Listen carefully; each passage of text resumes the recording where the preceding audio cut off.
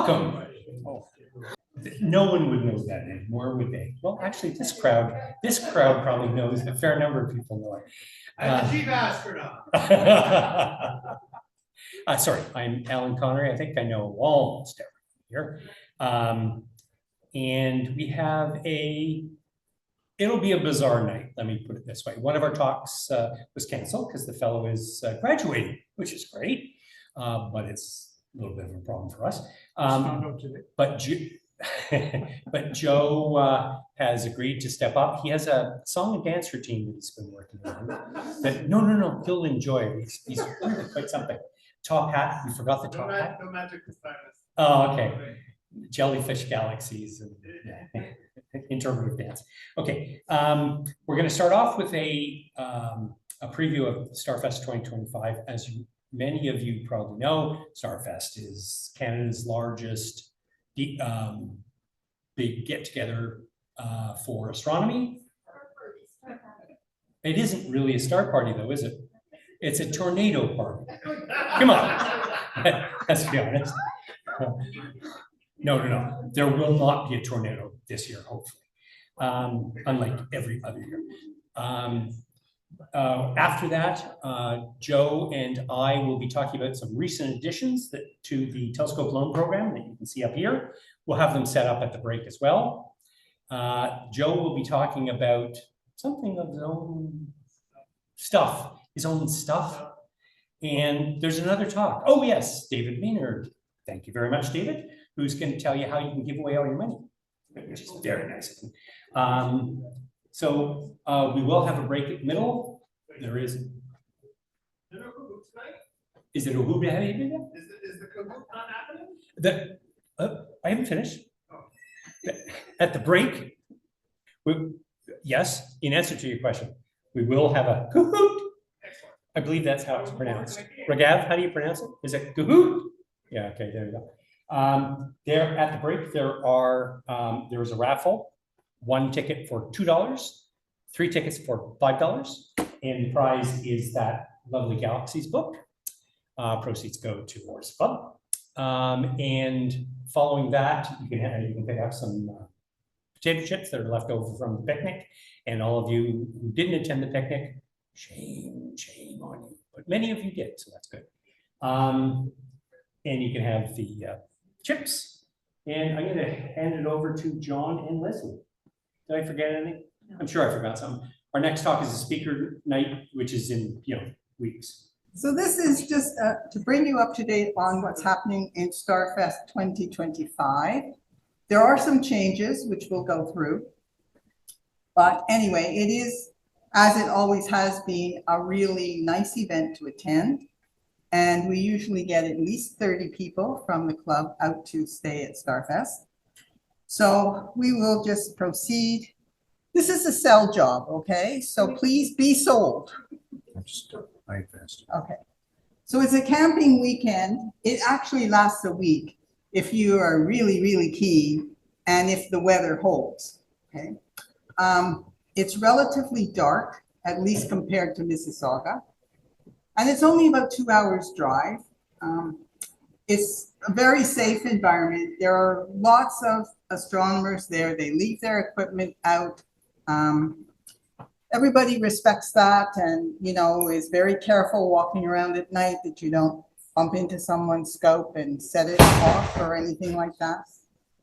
There are strict rules regarding white lights at night. And if you have a white light, you will get yelled at and there may be some rather strong words used. So I would suggest you don't do that.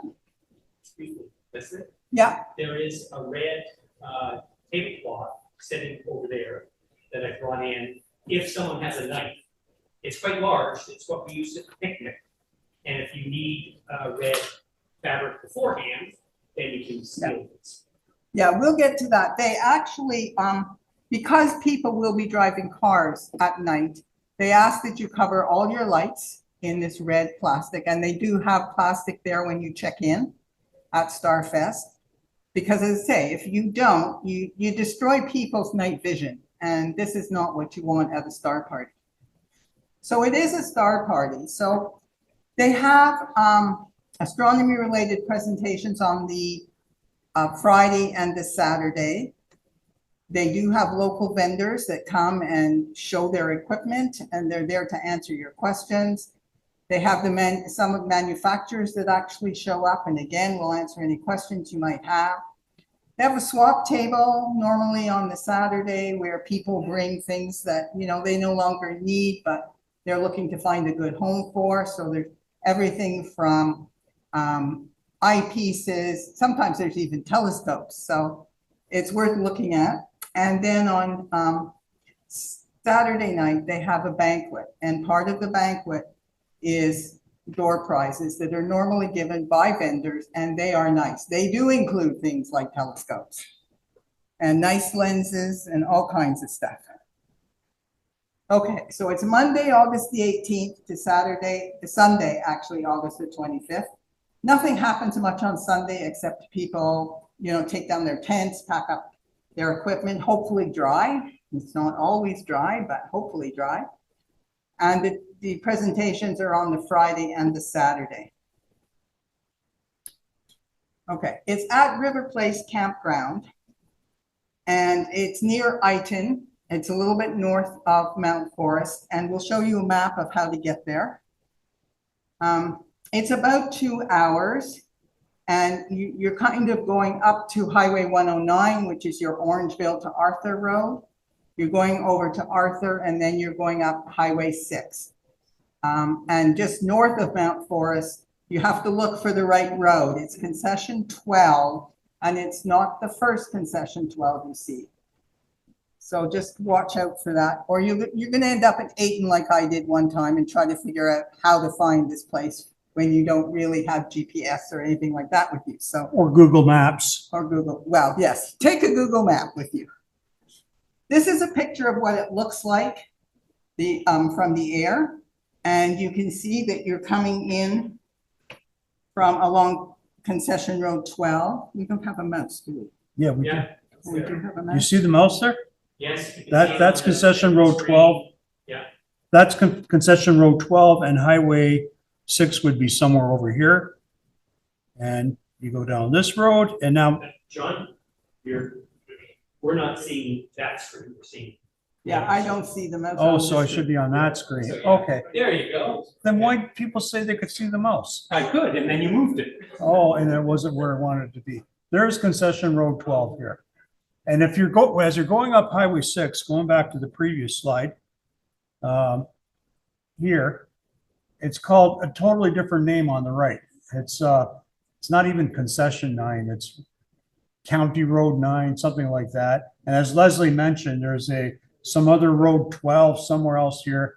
So anyway, it's right after Holstein. That's about 10 minutes there. Even from Mount Forest to here, all the way into here is about 15 minutes. So it's pretty close. If you come to Varney, you've gone too far. Okay. And then you'll know, just come back here and turn down here. And that's where it is. Actually, I'd just like to ask a question. How many of you are familiar with Starfest and have been in the past? Most of you, actually. Okay. I mean, we're recording this, right, Rob? Yeah.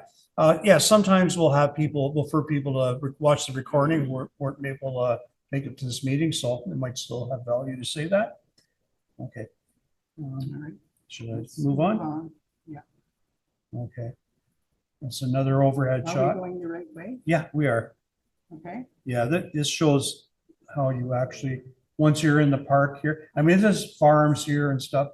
So once you're in here, this is the entrance. Once you get there, you're going to stop, and there's a check-in here where they give you a bag of goodies, and they give you your name tag, your badge, which tells you all the things that you've signed up for. And you can pick up your red paper, or Yeah. your red plastic. Yeah, there'll be scissors, there'll be tape, but I've been warned that it might not be the right kind, the best kind of masking tape. People recommend painter's tape, the green The stuff. green stuff. Yeah, It's the best. yeah. And from there, if you're just signed up for day parking, you will park over here in this area, and then you have to walk. Or if you paid for camping, you drive it down this road. The main tent will be somewhere over here. Let me move on to the next slide. this one actually has the tent over here. This is the main tent. So from here to about here, might be about 400 meters, 400 or 500 meters. I don't know if I've ever measured it. And we used to, Show that in the next slide. Here. yeah, this one shows it best, yeah. Yeah. So it's a little bit different perspective. There was just a painted lines road here through the grass up here. And this is all of us around here in this area at a past Starfest. But Okay. there, I'll talk about that. okay, should I move forward? Okay, move to the next one. Unfortunately, there have been some changes by River Place Campground. And the area that we normally are in, which we have been in for years, ever since I started at Starfest in 2009, is not going to be very usable for us. They last year put in a number of trailers. I'm going to show Yeah, I'm on it. right in here, right? All in this No, area no, here. That's where I'm talking about. So they put Trailers. in a bunch of trailers down at the bottom there near the tent, which squished all the camping further south. Actually, this is south. You don't mean these ones, do you? No, I'm talking about the ones that were here. Okay. You don't remember that from last year? You guys married? It was like camping in New York City is what it was like last year. Yeah, I So- vaguely remember. Okay, so what they've decided to do this year is all this area in red is now also being converted for trailers. And we used to use that kind of an overflow, right? People would like to be on the tent side of that little dirt road, and if there was no space, they go to the other side. So now that's all going to be taken by trailers. And what they're suggesting is that we camp in this yellow area, which looks kind of sparsely populated, and it was always, because it's a long way to the tent. But they're suggesting that that's where we should be this year.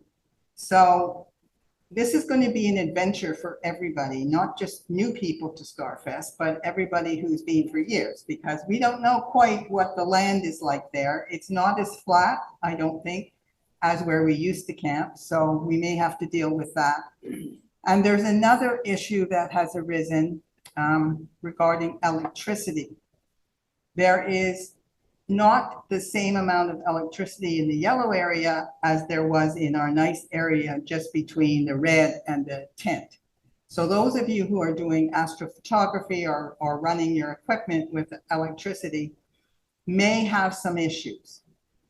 They're working on trying to get more electricity in there, working with the campground. The campground does not want to spend the money. And the NYAA is trying to get more long cables to run electricity into that area. So just be aware that it might not be as prevalent as it was in past years. And there's a lot of hills and valleys here. This is not flat as the picture shows or implies. So, yeah. We have to make do with what we've got. The trailer area is 39 feet long. Yeah, that one that was right in the middle of where we always were. Yeah, that wasn't a permanent trailer. Those could show up any place anyway, you know, so. I understood that the red part was supposed to be permanent though. Permanent Oh, I know, trailers. but in addition to the permanent ones, you still might have these one-offs that come in and don't hook up and they just park anywhere they want. You know, maybe right in the middle of your campsite. So- They call them seasonal, which is. Anyway, we're likely to be somewhere in this yellow area. We have some people that are going up early, that'll be going up probably Wednesday or Thursday. I'm going to try to give them our sign so that they can at least put a sign up so that, you know, you be able to see where we are. Because when you go in there and you just find car after car after car and tent after tent after tent, it's very difficult for you to, unless you see someone you know, to figure out where in heaven's sakes we are. And we like to be together, just because it's social. Yeah. Has anyone ever tried police tape to block off an area for the site? I'm serious. Right, Steve. Yeah, Actually, no, just well, jump in. a convenient area, but not the best. And saying, so we can all stay together. No, we have not tried that. And And I- you normally go up armed? no, we do not do that either. That's silly. But it is awkward, right? And it's very difficult for you to say to somebody, no, you can't park here because we're saving it for someone, right? Someone nice. What we used to do is we would take our cars and we kind of put them, 6 feet apart in the area.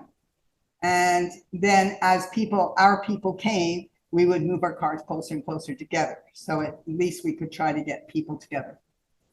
Generally, how do they run the electricity? They, so they have these kind of stations that they put little, like this, wooden stations, and they run, high capacity, like thick cables between there. And then they have extension bars and you just plug your, into your extension bar.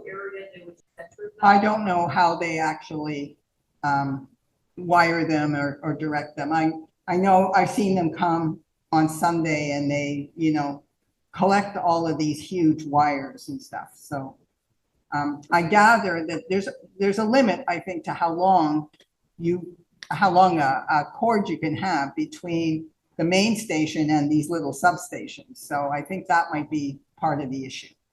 Yeah. Anyway, they're working on it. And we think that those are only in this area for sure. And we don't know, as Leslie said, that Malcolm Park said that they don't know if they'll be able to get some into this area or not. So I wouldn't count on it, actually. So, I mean, Just something you have to be aware of. So Yeah. if you have batteries that you might not really want to use, bring them because, charge them at home and bring them because it might just make sure that you can do something that night. Yeah, in the past, I've had them and plugged in even at the main office for a few hours to charge them up. Oh, Yeah. okay. So I you didn't can know do they that. did that. yeah, we didn't mention this, but over here, there's this building here, there's bathrooms here, laundry facilities, very convenient for everything. You could plug things in and charge them down there.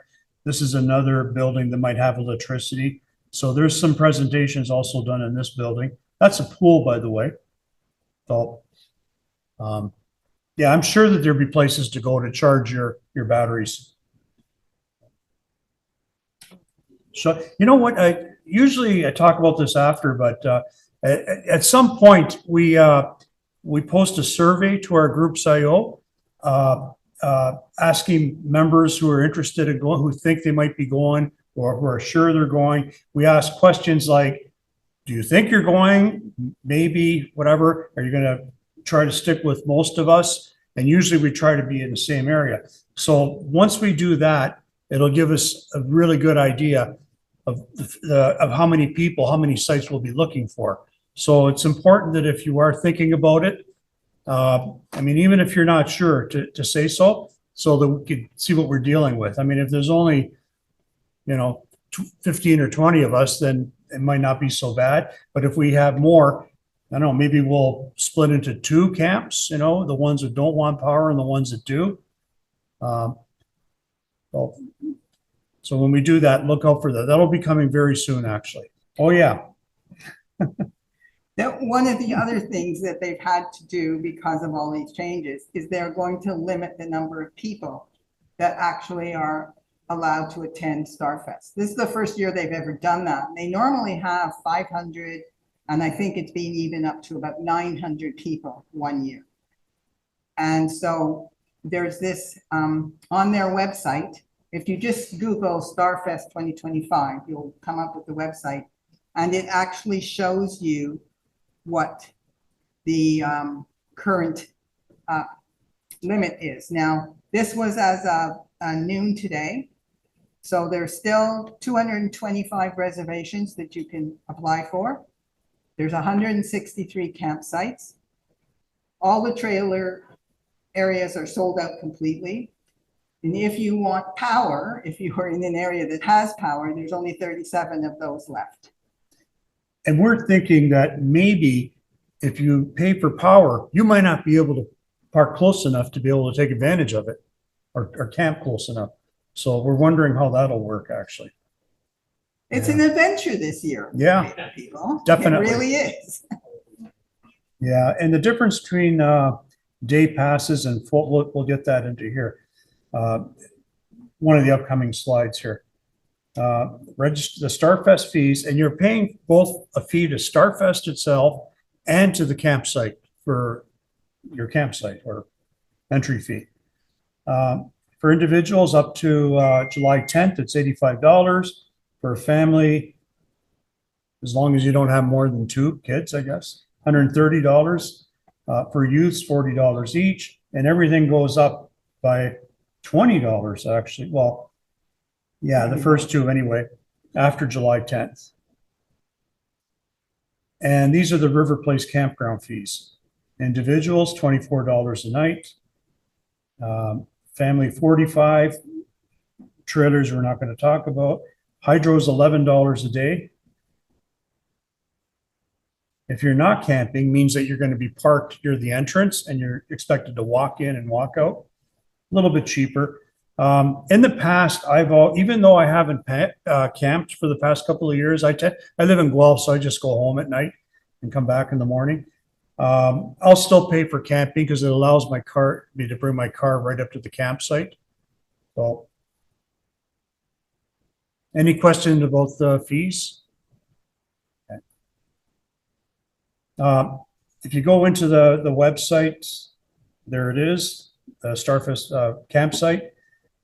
Google NYAA Starfest, you get there. Sometimes it'll take you to the 2024 site, especially if you've already been in that one. It'll keep bringing you back. So you might have to hunt a little bit to make sure you're the right one.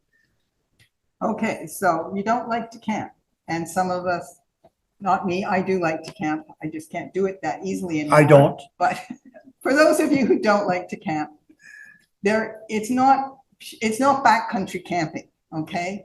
There is, as John pointed out, a building that has indoor flush toilets, sinks, and showers with hot water most of the time. They put many, many porta potties and hand washing stations all over the camp area.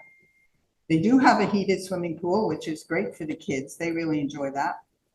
A food truck comes every day from early in the morning till 2, 3 a.m. I've never seen it closed, actually. Yeah, I don't know if it ever does. Yeah. Because, people that are stargazing late at night often get hungry. So they do a good business. And it is only 15 minutes drive from Mount Forest. So if you really have to see a town, it's only 15 minutes away. Mount Forest has fast food places, some nicer restaurants.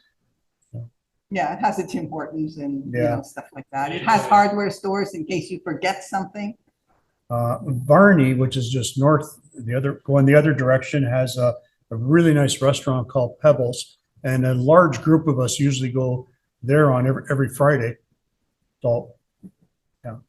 And we're planning to do that this year. Yes, we're planning to do that this year for sure, and we'll organize that too, where we'll take a little survey, say who plans to go, and we'll make a reservation. Usually, we get about 20 people or so going to that. On the Saturday, they have a banquet at Starfest, which is quite nice, although it's become quite pricey lately. It's only $36 this year.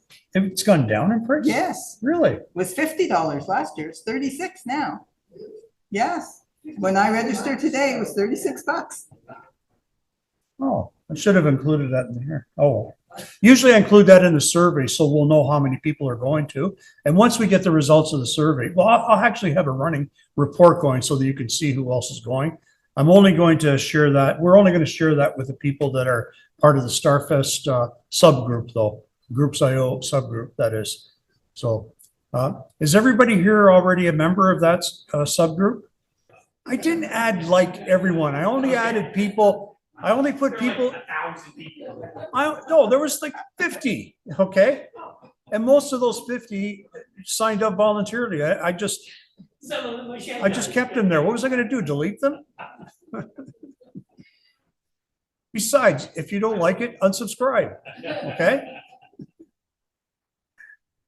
And I do encourage you that if you do have any questions, comments about anything, it's only 50 people and most of those are in this room. So don't be shy, okay?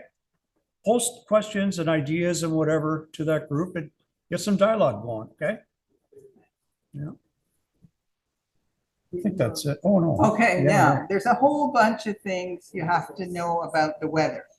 Number one, just because it's Starfest does not mean the clouds stay away. Okay, so you have to think that there may be clouds. You know, you can Google weather as much as you want, but it's, you know, usually it's sort of accurate. It's the end of August. It could be very hot during the day, but at night it gets cold. And I have been thankful many a night at Starfest that I had brought my winter jacket and long johns. So better to bring it and not need it than be cold, because it is also very damp. The dew, I use the word formidable, and it starts early, and your tables, your telescopes will be wet to the touch. So this is something that you want to be aware of. 11 p.m. is inaccurate. I remember coming back from the last talk at 10 o'clock and everything already being soaked. If you leave the windows open in your tent, the inside of your tent will be wet, you know, if those windows are open at 10. So what you can do if, you know, you want to, is you can buy electric dew heaters, which, you know, wrap around your eyepieces and your finder scopes and even your main telescope, which will keep it warm. If you don't feel like spending the money, because they're not cheap, there's these little things called hand warmers from Canadian Tire, and they can be put on to any of those pieces with an elastic band and they will work, right? They do not like you using hair dryers, right? Number one, they're noisy, and number two, they use electricity. Because even last year and other years, you know, there is electricity. They really do not want it to be used on things like hair dryers, on things like coolers, or things like that. They're trying to conserve the electricity use. So, you know, get something like this and you should be fine. But just know that things will get wet. You can cover things as best you can. But, you know, your tables, you can go like this and your hand will be wet. Okay. Yeah, just post a question to the Starfest subgroup. Who's the guy that said shoes? Running shoes are Yeah, okay. they're okay. I wouldn't wear sandals or flip-flops or anything like slippery like that, just in case. Like, unless it's been raining, you know, you're not going to be soaked in your feet if you're just wearing regular shoes. You'll want to wear socks, you know, because there's still things that bite. Although I don't recall mosquitoes ever having been a problem at Starfest, though. Well, it's end of August, so it's not so bad. But, you know, talking about your feet, we have had severe rainstorms. We did also have a tornado. That's the comment before. We have had some serious rainstorms where the water, because the land is not completely flat, it's slightly hilly, and the water was just running down through the tents and everything. So, you know, just be aware.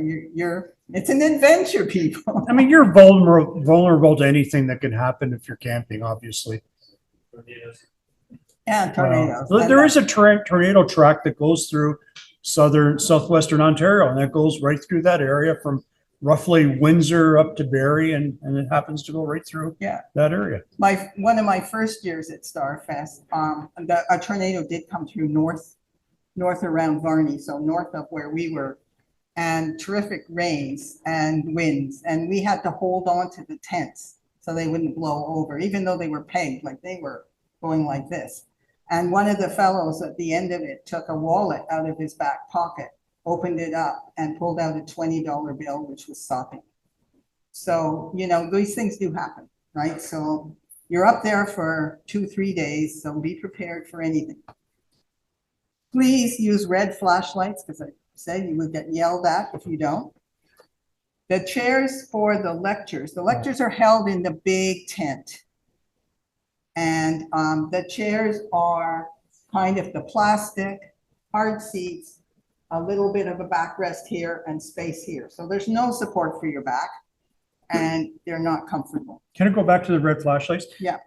If it's quite dark at night and with so many lights being off, you do really pretty much have to have a red flashlight to be able to see where you're going, walking around. A lot of guy wires from tents, for instance, you need to avoid.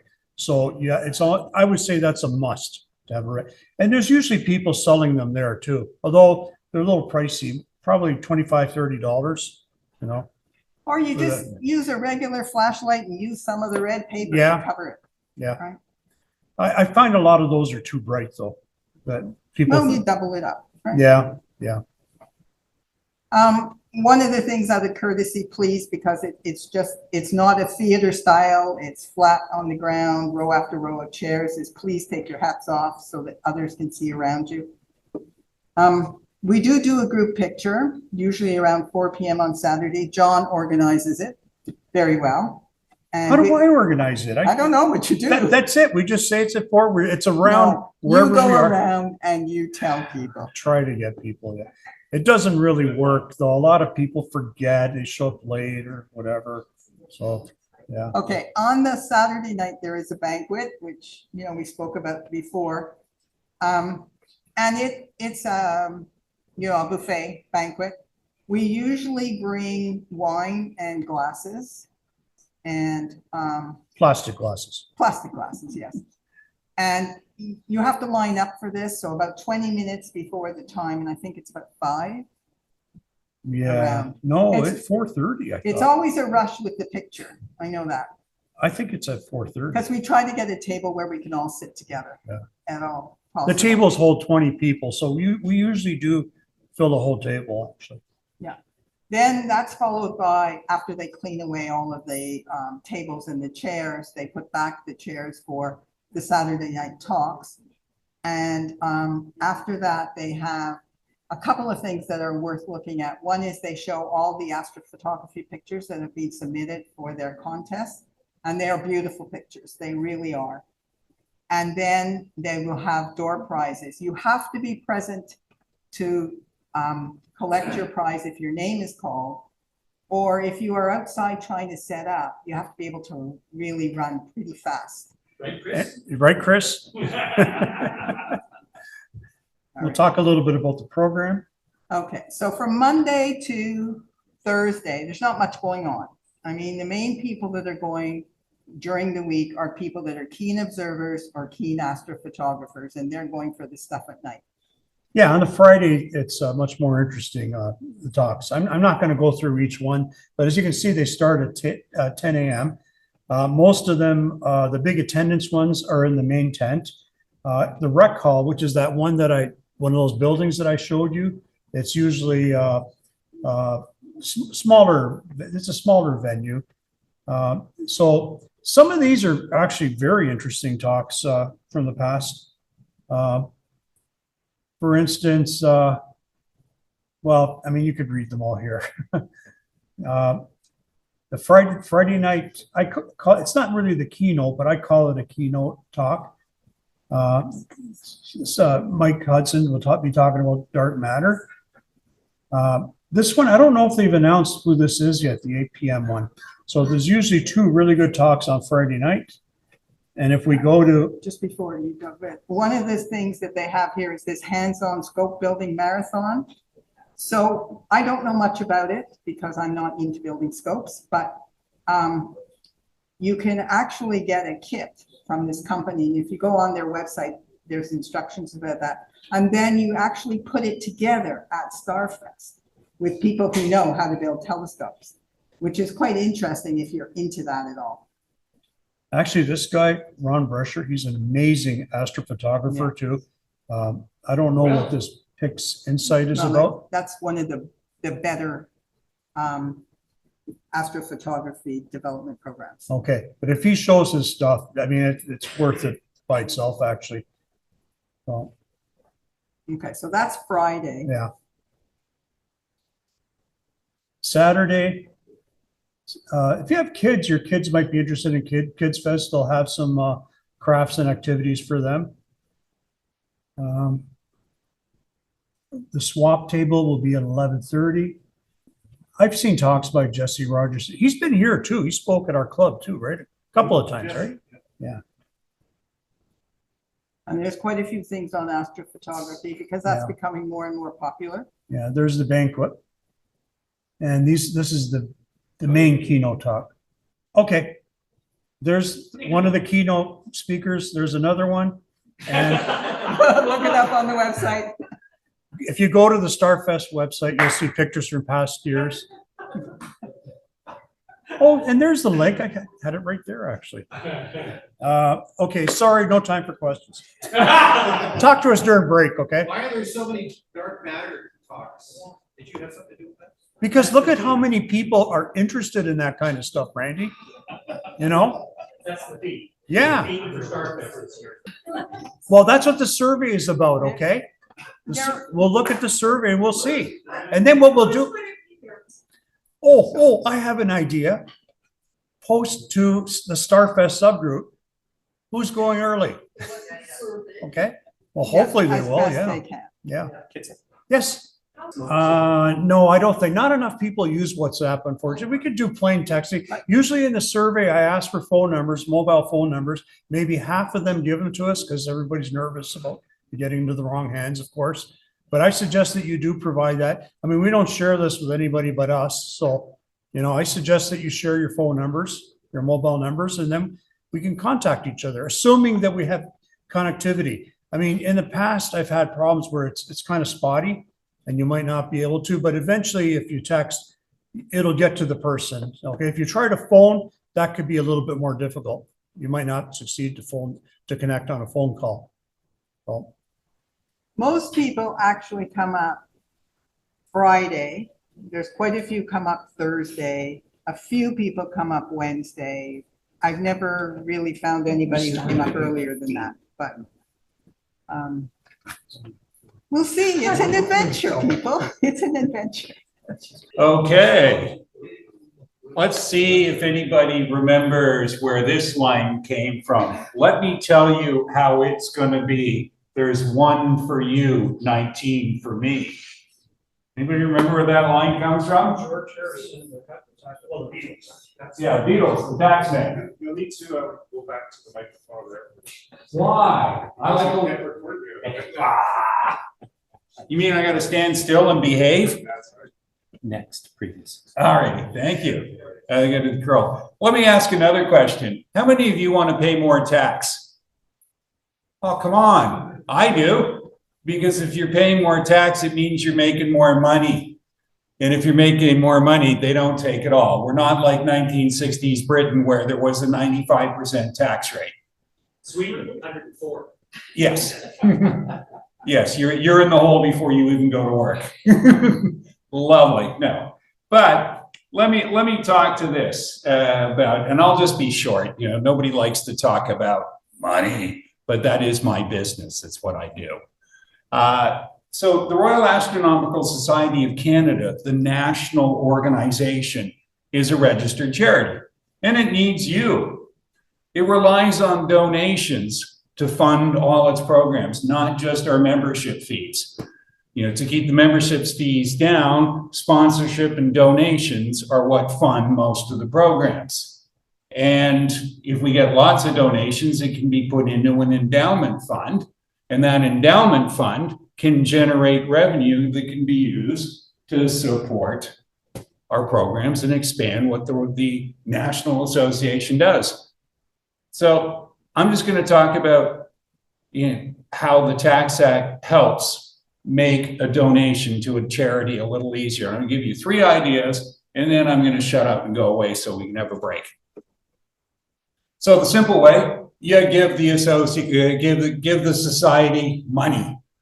You just give them a donation, you get a 15% federal tax credit on the first $250 you donate, and then the province tops about half of that, so you get about a 22% tax credit for amounts up to $250. Any amounts over 29%, over $250, get the 29% credit, and then about half of that federal. The higher your tax bracket, the bigger the credit you get. for that. So if you're in the top tax bracket, which means you make more than $235,000 a year, you'll get 53% back for whatever you contribute. So let's take an example of an average taxpayer earning $80,000 per year, and they make a $500 donation. They'll get a tax credit for $160.58, according to my tax software. So your total cost to you is $340. But the society gets $500. 1,000 will get you $361.38 off, and the total cost to you will be, do the math there, $639. So just donate the money. You get your marginal tax rate back in a credit. So that's good. So we all, you should donate to charities. Just remember that the RASC National is a charity. Let's say you were really smart. Here's another way you can help out. And you bought 100 shares of Shopify on December 30th, 2022. They were trading at a whopping $34.22, and everybody said the world is coming to an end. But today it's trading at $144.62 a share, and you want to sell those shares. Well, you got a capital gain of $11,040 that Mr. Carney will want a part of. So 50% of that gain is tax. So you don't pay a tax on the whole amount of the capital gain, just half of it. So let's add that $5,520 to the $80,000 income earner, and they'll have to pay an additional income tax of $1,636. So the net, what they get to net out of the sale of those Shopify shares is $9,403 after tax. Not a bad deal. That's why you buy stocks. It's the advice I give my clients: buy stocks, don't open your mail. Because if you look at it every day, you'll end up with a hairline like mine. But what you could do is you could donate the shares and donate them to a charity and receive a donation credit of the market value of the shares you donate. So our $80,000 income earner, deducting the $14,462, would get a tax refund just on that donation alone of $5,767. And this was all done with my tax filing software, so the numbers are all up to date. So the cost of the taxpayer, the net out of pocket that it would cost you, is you would have gotten, if you just sold the shares, paid the tax, and put the money in your bank account, $9,403.33. But with this way, you get $5,767 back. So the net cost is the Royal Astronomical Society of Canada, or your charity of choice, we get $14,462, and it would only cost you $3,635. Not a bad deal. So this is just a couple of ways to do it. Another way you do it is remember the society in your will. You're gone, you're dead, you can't spend it anymore. And you've probably done a good job with your kids, put them through college, help them buy their first house. They don't really need everything from you. Give some of it away to your favorite charities. And when you're alive, you can only donate up to 75% of your taxable income. When you're dead, of course, you won't care, but your estate will, and the people settling the estate, you can donate unlimited amount. And any tax credit you get, you can carry it back into previous year's tax returns. So it can end up being very favorable. So remember your charities in your will. And then one last thing, and then I'll go away. You got a life insurance policy lying around, but you're not sure, it might be worth, that $20,000 life insurance policy your parents bought for you when you were 18 years old, and it's accumulated a cash value and it's now worth like $35,000 or in cash value. Well, you could donate it to the charity, and they would give you the credit for the fair market value of the policy. And you can do two things. You can let the charity continue paying the premium until you're dead, but you're going to be a really nice person, And you're going to keep paying the premium to keep the policy in force, so the charity's not covering anything. And each premium payment you make, you get a tax credit for it because it's a charitable donation. And then when you leave this good earth, the charity gets the value of the life insurance policy, the death benefit plus whatever the cash value. Not a good deal, not a bad deal, I mean. Now, if you want to wait till the end, you could just name the charity the beneficiary. And then when you get hit by a bus, the charity gets the money, your estate gets the tax credit for the donation, and it makes it a lot easier to settle that. So I just wanted to give you a few ideas. And just remember, the National Association, the National Society does a lot of really great things, and it needs extra support to do that. And I just wanted to give a couple ideas on how to make it more tax favorable. So just remember, if you want to talk to your tax advisor. And I'd be happy to answer any questions on the break. Telescope loan program has been in place forever. You weren't wearing this. I'm Is it sorry. pick you up from here? Well, he doesn't want this recorded anyway, so. Well, no, that's fine. You can record now. Record. Oh, no, I'm not going to go through the recording aspect of it. I was- This is all secret information. For all of you members, I think you're all members. I'm not going to say the password just in case. Okay, so Telescope loan program's been around for a long time. We have some recent additions, and so I want to go over the whole program very, very quickly, but then the new additions that we've added. Some are live and some are coming in probably a couple of weeks. Okay, there is the Lunt Solar Scope, which is awesome. I don't have a really good picture of the mount of the telescope on a mount. Hey, story of my life, but I put together what I had. This is the 120 millimeter APO. These are all on the website already, and most of them are out on loan. Ken Petulli, where is he? I saw him. There he is. Donated the Nikon there. I think Fred donated the collimator. Sound right? And the sky quality meter.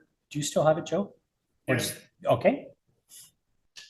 Phil Moselle donated an 8-inch C8 from about 1980 or so. It does not have any tracking. It has an electronic mount, but it's manual. We have two 8-inch Dobbs. This is the older 8-inch Dobb, and they produce very nice visual images, but they're all completely manual, push, align. So you got to know the sky a bit. They do have finders, so you can find stuff that you can see through a finder. This is the newer Explore Scientific Dobb, and a list of what we have there. We do have a nice couple of nice eyepieces, 3 I think on that one. That's there twice. We have 2 of these. No, we don't. We only have 1. I found in going through this, somehow I ended up with not duplicate pages, but the same equipment on 2 different pages. Don't know why. Yeah. We got a few years ago, we got a small little 127 millimeter Mac, which is really nice and light. So if you're at all weight challenged, or if you just want something quick to carry around, it's a great little telescope. This fellow, which is currently out on loan with Dallas, has an issue with the handset. So we do have to resolve that. Right now it's usable in manual mode only. I did speak to Fred about repairing it, by the way, Dallas, and he figures it's all in the handset. So I can probably just get a new handset. But does anyone here have a Celestron handset that plugs into their mount? You do? Well, now, what I wouldn't mind doing at some point, maybe Riverwood or something, if Dallas comes out with it and you happen to be there, if you could bring it, and we'll just test to see whether that gets past the error. Cool. Send on the next star one. Thanks, Wayne. Oh, okay. Let's bring that too, just in case they're, yeah. Because this guy's about, No, it's older generation. okay. I don't know that, again, who knows? This is the new one that was donated last year by Sfaboni. It's an 80 millimeter doublet. We have put it together with a Skywatcher Star Adventure GTI mount. So it's the equatorial version. and a 585 MC ZWO camera, which is pretty cool. Joe has been putting it through its paces, and we're close. We have a couple of filters for it now, but it's almost ready to go in the loan program, I think, really. Is it usable without the extender? Yes, it's useful. Okay, great. Because there's a little thing that extends the mount above up here, yeah. And this right over there is an S50 that we are putting out in the loan program. So a lot of you have heard of the S50 and have seen them at Riverwood. As Joe indicated, they are awesome for entry to intermediate work, but you can do actually from pretty serious astrophotography work as long as the object in the sky has a reasonable size, right? You're not going to do any planetary work with it because it'll just be a dot. But if it's a galaxy or a nebula that has decent angular size, you can do some really good work. There's a guy named Queeve who put together a whole bunch of videos on it. And he went through, this is my $10,000 rig. This is my, in his case, it's US dollars, it was $500. And he went through bang, bang, bang, bang, bang. And okay, there's a difference between them, but is it 10 times, 20 times better? No. And his workflow, he actually went through his workflow, and it was about 10 minutes long. He knows it, okay? And it would take you much longer, but still, once you get reasonable with handling the data and processing and stuff, still pretty cool. Yep. No, it does not. I stole triplet apochromatic optics from a website and did not note that it said, apologies. The 80 millimeter doublet refractor, I threw this in, is from the Faboni. So it makes sense, but it's for the previous slide. Yes, thank you. Okay, so I'll fix that. Yeah, this guy is 50 millimeter. Yeah, because it's an S50. But it has a very nice carrying case. Come up, seriously, if you're at all interested, come up and take a look. They put it together very nicely. It is somewhat comparable to the Unistellar that we've had for 3 years, but infinitely more transportable. Not as good a tripod because it's quite short, as you can see, but you can put a regular tripod on. If you've been to Riverwood, then you've seen John Ginder's setup with a regular, decent quality photo tripod, and there's a little mount you can get for, I think it's $140 or something, that gives you an equatorial mount for it, which is sort of cool, and nice carrying case. And we also got, hold it up and show the people. Joe put together a really nice case. I think he got the case from China in 6 months, and it was $12 or something, I don't know. But it's 5, 13, and 24 millimeter inch and a quarter or 2 inch Hyperion eyepieces. So if you have a telescope, a new telescope, and it came with very questionable eyepieces, almost certainly, you should try these out before you invest in, you should always buy TeleVue, by the way. Only buy TeleVue eyepieces. But if you haven't come into a lot of money recently, then you might consider these guys as a slight fallback. And it'll show you what the difference is having a good eyepiece versus what they give with your telescope, right? So to borrow, if you're a member, got to be a member, you go to our website and you go to member benefits, then equipment loans, and you'll see a full list of all of the different items, except for the bottom two that I just mentioned that aren't up there yet. The eyepieces are up there though, although they're now out on loan. What you do is it'll say on loan or I want to borrow this, and you just click it, and then you put your name and email address, and then whoever manages that, we have about 6 managers, something like that, of different pieces of equipment around the city. And so whoever manages it will get an email, and you'll hear back from them as to its status, like whether it's available or when it's available. And then they'll contact you when you can come pick it up. Or alternatively, some people will arrange to meet at a meeting. That means you show up for a meeting, which is nice, and you can hand it off in the parking lot. So that is the actual page. I don't know if I can, should be able to just go like this. Oh, that's neat. I like that. Oh, do I have to hit function? Nope. I'm trying to use a down arrow. It doesn't matter. Is that the actual? Oh, that's the present. Sorry, I apologize. That's not the website. But there, it looks like it. It looks just like it. How's it doesn't say Chrome up at the top? No, I thought it was F11 for full screen. Yeah. So you can see this one, at the time this was captured, was available for loan, whereas this one is on loan until back, right? So you'll get an idea, not only that back then, then too. Even if it says on loan until next week or something, by all means put the request in, because you'll get in the queue, right? And that's it. All right, so, yes. No. As Alan mentioned, well, first off, there's two pieces of equipment that he did not mention.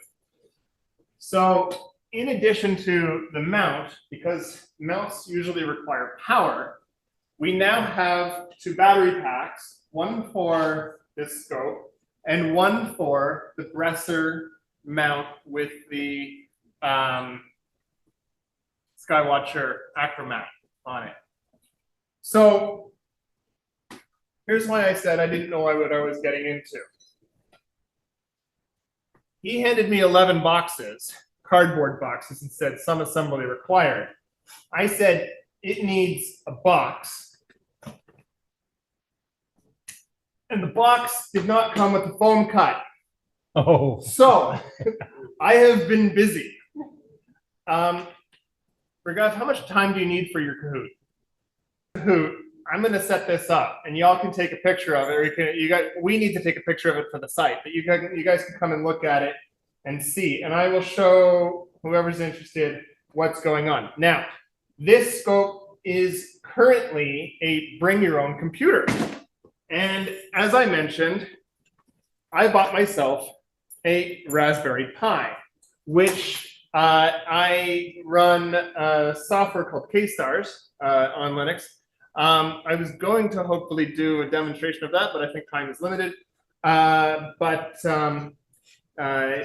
are options. There's Nina for Windows desktops. What I have in this case, and maybe I'll plant a suggestion, is there is one spot left that would perfectly fit a small controller like that. But that's discussion for a different time. Yeah, we put together a group with Rob and Shaquille, who is an amazing astrophotographer, to look for input and select components. And so if we have further things, we're done our list now, other than a computer, right? There is two more people we need to thank. So Michelle printed the labels for the eyepieces, as well as the SC Boni on this case. And I got one piece 3D printed from Mateo for a filter holder. So thank you to those two people as well. Yes. What's that? What about technical support? Yeah, so the idea is we recommend starting with this. yes, that's Anybody true. who's not done astrophotography, start with this. Once you've worked through that, then we'll talk. Yeah, this is inherent. This kind of setup is inherently substantially more complex, right? There's a lot more to it. Even just to get your first picture is a lot more complex. This sucker, you plug it in, turn it on, and it works, right? Why I was tempted to try to show the K-Star setup on, on the screen. Next one. That's good. But maybe we'll do that next time. Yep. Because you don't need a telescope for it, really.